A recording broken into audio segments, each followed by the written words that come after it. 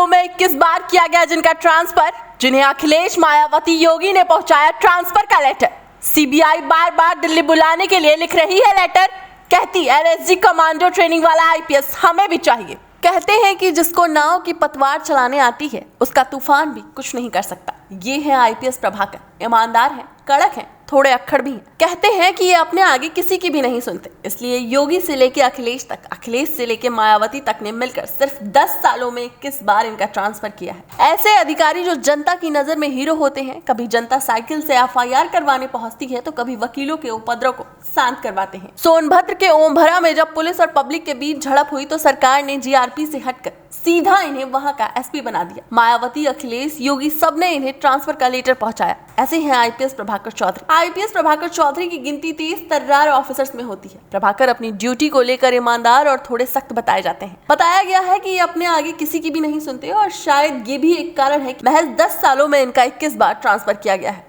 बताया जाता है कि प्रभाकर चौधरी अपनी ड्यूटी के दौरान कई बार बड़े बड़े नेताओं से भी लड़ चुके हैं। वो कभी भी किसी की भी पैरवी नहीं सुनते हैं। इनकी कई बार रिश्वत देने वालों से बहस हो जाती है। यूपी के जिन 15 जिलों में अभी तक आईपीएस प्रभाकर रहे हैं, उन्होंने हर जगह का कानून व्यवस्था मजबूत बनाए रखा है। एनएसजी कमांडो की भी ट्रेनिंग ले चुके हैं। आईपीएस प्रभाकर अकेले कई लोगों का मुकाबला कर सकते हैं। बता दें कि प्रभाकर का हर 6 महीने में ट्रांसफर बना रहता है, वो भी शायद इस वजह से कि उनका किसी भी नेताओं से इतना नहीं बना।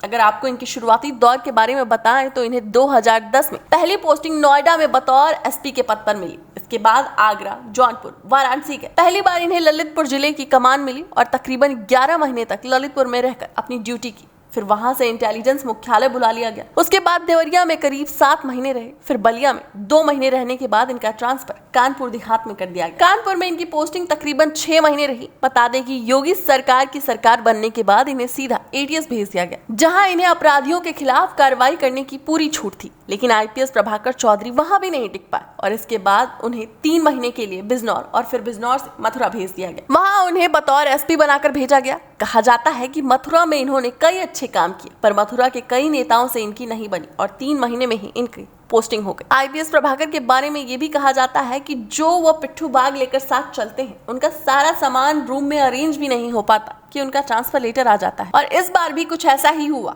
वे इस समय बरेली में थे और उन्हें 1 साल का वक्त भी नहीं हुआ कि उनकी पोस्टिंग लखनऊ में कर दी गई। खबर ये भी आ रहा है कि लखनऊ में वे ज्यादा दिनों तक नहीं रुकेंगे, क्योंकि दिल्ली से एक लेटर यूपी सरकार को भेजा गया है जिसमें आईपीएस प्रभाकर को दिल्ली बुलाया गया है। डेस्क रिपोर्ट, अटल टीवी।